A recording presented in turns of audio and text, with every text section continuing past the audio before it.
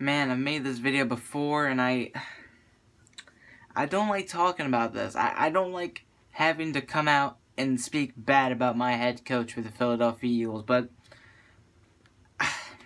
I was going to make this video a couple days ago. I was going to make it yesterday, I was going to make it the day before, but I've been holding back because I've been busy with family and other personal stuff, but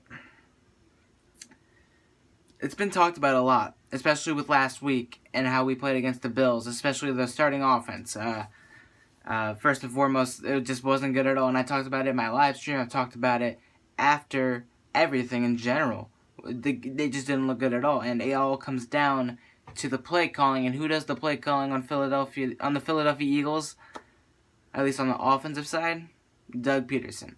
And I've made numerous videos about this before, and I've seen Joey Shakes make a video about this. I've seen a bunch of Eagles YouTubers make videos on this topic ever since this guy was hired, and I stressed about this a lot during last year's season, because you saw games against the Giants, the Cowboys, both Redskins games, the Lions, the Bengals, a lot of games where our offense did not get started, or they just ended up failing and couldn't convert third downs, make big plays happen, get these points that we desperately needed to win like 6 of the games that we lost out of the 9 games last year. It was just, with how bad of a team we were last year, with no wide receiver, no like full-on attack on offense, we could have been 11-5, 12-4 had we have won 5 or 6 of the games we lost. It's insane to think about that. And now in the preseason, we're repeating the same exact stuff we've been talking about over the past 5 to 10 months. It's just not fun to continue to repeat yourself like a broken record. And that's the issue with Chip Kelly. Chip Kelly was legitimately a broken record. Same old plays. Did not change up anything to help fit the running back, the quarterback, the #1 wide receiver, and then our defense could not, they couldn't do anything.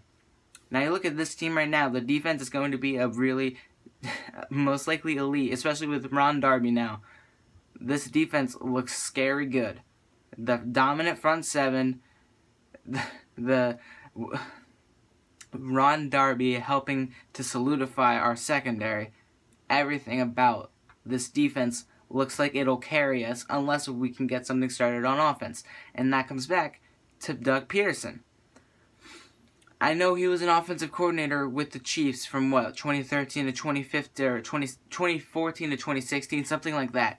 And sure, they went to the playoffs. They had a lot of success with Andy Reid and Alex Smith and Jamal Charles and all those guys. Yes, sure. But in the end, what it all comes down to is who exactly was making the play calls. If I remember correctly, Andy Reid was play calling for us in Philly and in Kansas City. Doug Pederson was not play calling for the Kansas City Chiefs at all. He was not making those calls.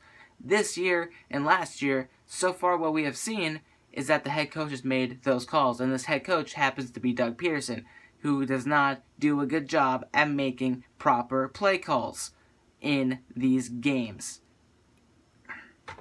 I've already told you guys enough examples. Dallas, Washington twice. That's 3 games right there.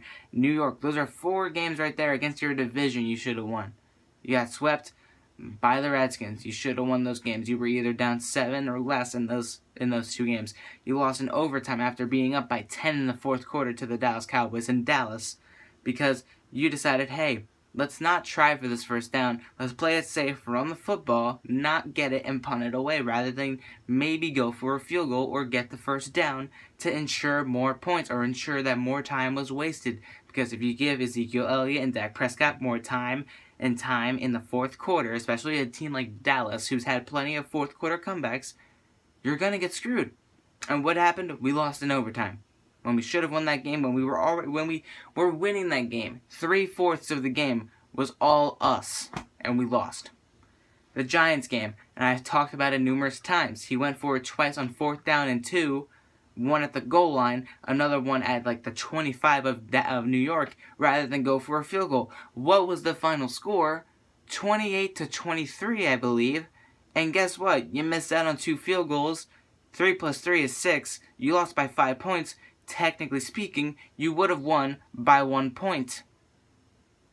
And this is all that I'm trying to tell you guys, is that which is exactly what everybody knows, and that's the thing I want to talk about. It's just his decision making and his play calling. It needs to be addressed, or we can just give the play calling to our offensive coordinator, because we've seen it numerous times in the past, and now we're seeing it again when you have Alshon Jeffrey and Torrey Smith and LeGarrette Blount and Carson Wentz all on the field together. 4 guys that you would think would do a lot of damage in the offensive attack, whether it's rushing the ball or passing the ball. What has happened? LeGarrette Blount is getting rumors of being cut because he hasn't been doing good, and I wonder why. We're running sweeps with him. We're running halfback tosses to him. We're trying to run outside when this guy is meant to run inside. We're running numerous quick slants and nothing else to try and counter all the double coverage on Alshon Jeffrey. We're not going deep. We're just doing the same old conservative play calls. And I know, he uses the excuse that we don't game plan. Nobody in the NFL game plans a preseason game. You just go in and do it, of course. But when you're doing the things that aren't working over and over and over, do you really expect it to work? And this is why we get so frustrated. And I cannot stand it. And I cannot stand it. That's why this week, week 3, the dress rehearsal, we play 2 quarters of the 2 of the 4 quarters. We play half the game with our starters. If the Eagles do not look sharp in at least half of the quarters, because, you know, we're not going to always be, like, on point, you know? You're not going to be, like, New England good, you know? It's not always going to turn out that way. If we're not successful enough to our standards and to, I guess, their standards as well as a coaching staff, as an organization, something needs to be addressed before September 10th, without a doubt. If I see Carson Wentz fail to make some easy pass, or if I see the same old slant route or curl flats or something that gains you about 5 to 7 yards when you could be going for something 7 to 27 yards down the field, because you have a guy named Alshon Jeffrey who can make nearly any single catch as long as the ball is up and above him and the defender, or Torrey Smith, a guy who's actually able to run right past anybody on the defensive secondary, and we're not throwing it deep, clearly something is wrong, because I don't know if they're saving it for the regular season, or if they just aren't playing aggressively, or if they're just playing too conservative and it's screwing the team up, and I don't want to see that. And then LeGarrette Blount, if he's running the football, I want to see him running up the gut. I don't want to see him running outside the tackles. I want to see him running inside the tackles, in between the tackles. Defense, you can keep doing what you're doing.